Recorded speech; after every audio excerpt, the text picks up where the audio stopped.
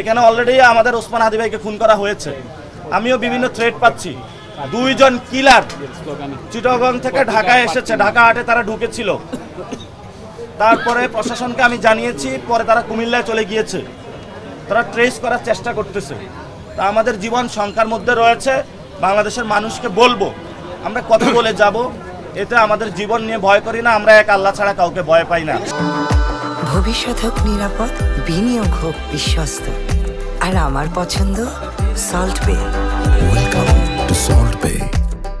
একজন দলীয় প্রধান দিনে দুপুরে সবার মধ্যে প্রতিশ্রুতি প্রদান করে চলছে, সে বিষয়ে কোনো পদক্ষেপ আপনারা নিচ্ছেন না। আমরা বলবো দ্রুত এই বিষয়ে পদক্ষেপ নিন এবং আগামীকালকে আমরা শহীদ ওসমান হাদি ভাইয়ের কবর জিয়ারতের মাধ্যমে আনুষ্ঠানিক প্রচারণা শুরু করব। এবং আজকে রিটার্নিং কর্মকর্তা বলেছেন যে প্রার্থীরা যাতে হাঁ ভোটের পক্ষে থাকে এবং হাঁ ভোটের ক্যাম্পেইন করবে। কিন্তু দুঃখের বিষয়, গত 2 সপ্তাহ যাবৎ আমরা ক্যাম্পেইন করেছিলাম এবং সেখানে আমাদের একটি বিলবোর্ড ছিল হাঁ ভোটের পক্ষে। সেটা হলো সিটি কর্পোরেশনের লোক, বিএনপির লোক এবং ম্যাজিস্ট্রেট একসাথে গিয়ে ভেঙে তারপরে তারা উঠিয়ে নিয়ে গিয়েছে। প্রশাসন, সিটি কর্পোরেশন এবং বিএনপি মিলেমিশে একাকার। মনে হচ্ছে আমরা আওয়ামী দুঃশাসনের দিকে যাচ্ছি। যদি আওয়ামী দুঃশাসনের চিন্তা করে, সেটার জন্য আমরা বলেছিলাম আমরা একটি নতুন বন্দোবস্তে যেতে চাই। সেই সুযোগ বাংলাদেশে আপনাদেরকে দেওয়া হবে না। আমরা বাংলাদেশের মানুষদেরকে আশ্বস্ত করতে চাই যে নতুন একটি সময় এসেছে, পরিবর্তন এসেছে। ইলেকশন কমিশনের মেরুদণ্ড সোজা রাখবেন আপনারা, মানুষের উপরে ভরসা রাখবেন।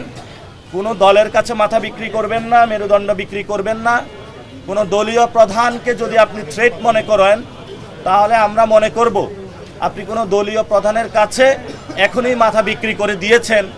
আমরা দেখব আপনার সামনে গতকালকে তারেক রহমান যে প্রতিশ্রুতি দিয়ে বেরিয়েছে, সেটা আপনি শোকজ করেন কিনা বা কোনো ব্যবস্থা নেন কিনা। যদি না নিতে পারেন, আমরা ধরে নিব যে বিএনপির কাছে ইতিমধ্যে আপনারা মাথা বিক্রি করে দিয়েছেন, বাংলাদেশে সুষ্ঠু ইলেকশন সম্ভব না।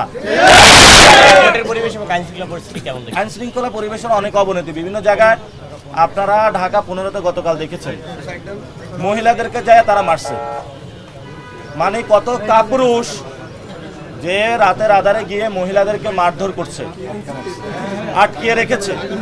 শুধু তাই নয়, র্যাপিড অ্যাকশন ব্যাটালিয়নের একজনকে অফিসে আটকিয়ে নির্যাতন করা হয়েছে, এটা আপনারা দেখেছেন। আমাদের অনেক কর্মীকে তারা অ্যাটাক করছে, মারছে, এগুলো আপনারা দেখতে পাচ্ছেন। তো সেই জায়গায় আমরা বলবো নির্বাচন কমিশন তারেক রহমানের যদি এই ব্যবস্থাটা না নেয়, আমরা বলবো যে তারা সুষ্ঠু ইলেকশন করতে সম্ভব নয় বাংলাদেশে। ভোট চাচ্ছে, মির্জা আব্বাস ভাইয়ের লোক যায় ফ্যামিলি কার্ড চাচ্ছে, দরজায় নক করতেছে, মানুষের ঘুম ডিস্টার্ব করতেছে। মানুষ অফিস করে আইসে একটু ঘুমাচ্ছে, যায় টক টক করতেছে, ভাই উঠেন ধানের শীষটা একটু দেখেন।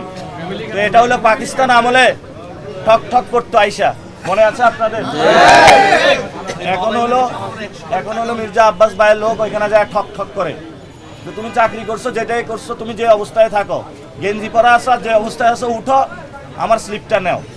তো এই ধরনের কাজগুলো নির্বাচনী যে সুষ্ঠু পরিবেশ আছে সেটার ব্যত্যয় ঘটাবে। আমরা বলি যে আমরা একসাথে সবাই রাজনীতি করব, এখানে বাংলাদেশে একটা সুন্দর ইলেকশন উপহার দিব। আমরা প্রার্থীরা এই ধরনের ব্যবস্থা থেকে এসে সুন্দর ইলেকশন, সুন্দর নির্বাচন প্রক্রিয়া যাওয়া উচিত সকলের।